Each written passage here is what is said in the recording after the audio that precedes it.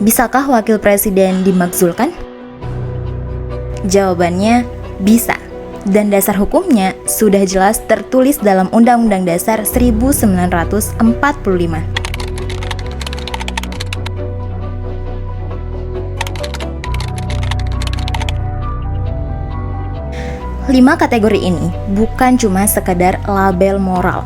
Semua harus dibuktikan secara hukum melalui proses pengujian di Mahkamah Konstitusi. Jadi, pemakzulan itu adalah proses hukum dan bukan sekadar keputusan politik atau opini publik. Kalau ada wapres yang viral karena omongan kontroversial, misalnya, itu belum tentu jadi dasar pemakzulan. Tapi, kalau ada dugaan tindak pidana berat, nah, itu bisa jadi pintu masuk, dan itu pun harus dibuktikan. Tapi sekarang pertanyaannya, apakah pasal ini bisa menjadi jalan untuk pemakzulan Gibran? Atau justru malah menjadi tembok yang terlalu tinggi? Nah, sekarang kita harus hati-hati. Kasus Gibran selama ini banyak dikaitkan dengan putusan Mahkamah Konstitusi yang memberi celah baginya untuk maju sebagai cawapres. Tapi pertanyaannya, apakah itu termasuk dalam kategori pelanggaran berat di atas? Pasal 7B itu rigid, dan ini disengaja. Undang-Undang Dasar 1945 menginginkan agar pemakzulan bukan alat politik yang bisa digunakan sembarangan. Jadi, kalau pelanggaran etik, belum tentu masuk. Kalau dianggap nepotisme moral, harus ada dasar pidana atau hukum yang jelas dulu. Nah, contohnya nih, misalnya, kalau wapres terbukti korupsi, lalu diproses hukum, dan putusannya ingkrah, itu bisa masuk pasal ini. Tapi, kalau hanya berdasarkan opini publik atau dugaan pelanggaran etik Mahkamah Konstitusi yang melibatkan pihak lain, prosesnya jadi jauh lebih sulit. Oke, sekarang kita masuk ke pertanyaan kunci. Apakah yang terjadi dalam kasus Gibran itu pelanggaran etik atau pelanggaran konstitusi? Kenapa penting? Karena hanya pelanggaran konstitusi yang bisa membawa seseorang ke meja pemakzulan.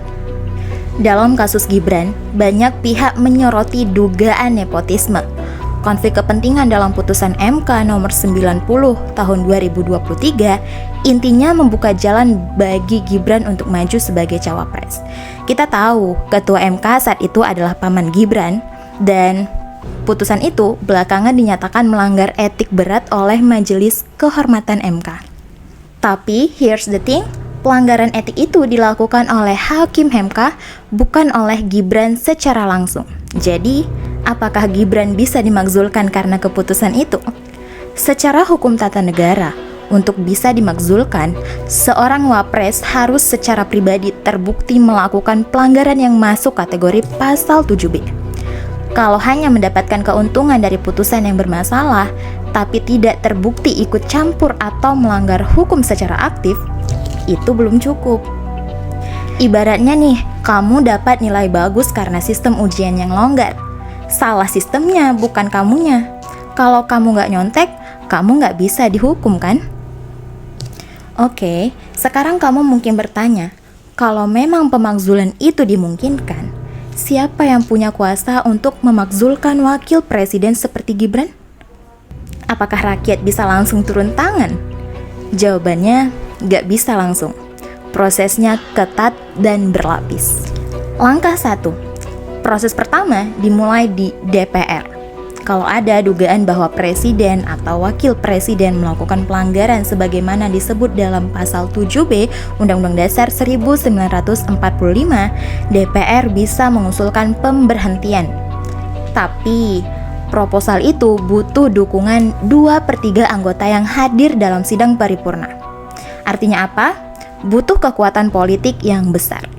Langkah 2, kalau DPR setuju mengusulkan pemakzulan, maka langkah berikutnya ada di tangan Mahkamah Konstitusi.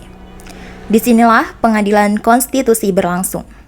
MK akan memeriksa dan menguji apakah benar ada pelanggaran hukum yang dilakukan secara pribadi oleh presiden dan wakil presiden.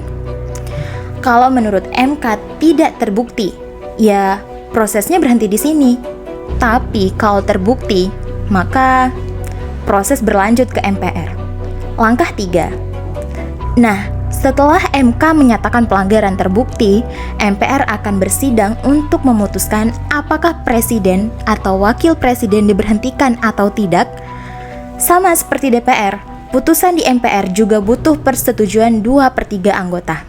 Kalau kita lihat dari alurnya, proses ini bukan cuma hukum, tapi juga penuh dengan dinamika politik.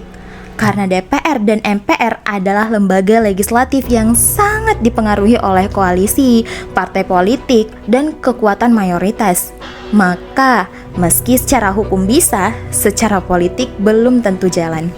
Setelah semua penjelasan tadi, dari dasar hukum, kategori pelanggaran hingga siapa yang berwenang, pertanyaan akhirnya adalah, apakah Gibran Raka Buming Raka bisa dimakzulkan sebagai wakil presiden? Jawaban jujurnya adalah secara teori bisa, tapi secara praktik hampir mustahil saat ini. Pertama, belum ada bukti yang menunjukkan bahwa Gibran secara pribadi melakukan tindak pidana berat.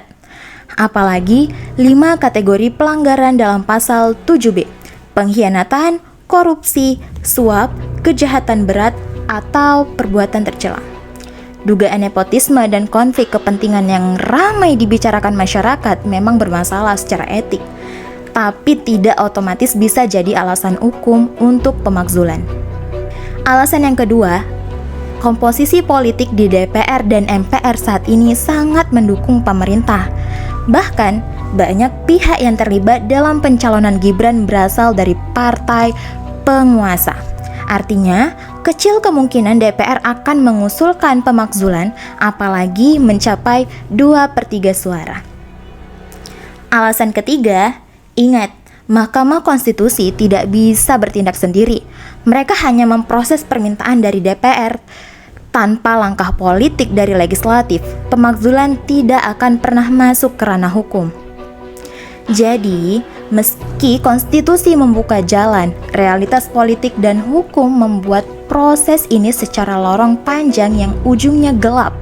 Kita bisa bilang, bukan tidak mungkin, tapi sangat tidak realistis saat ini.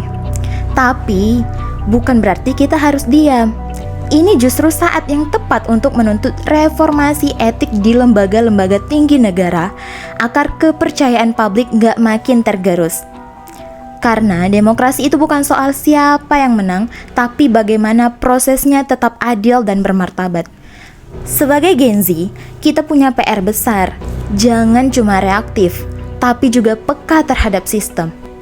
Jangan tunggu negara rusak dulu baru peduli. Kita bisa mulai dari memahami konstitusi, lalu mengawasi mereka yang pegang kekuasaan.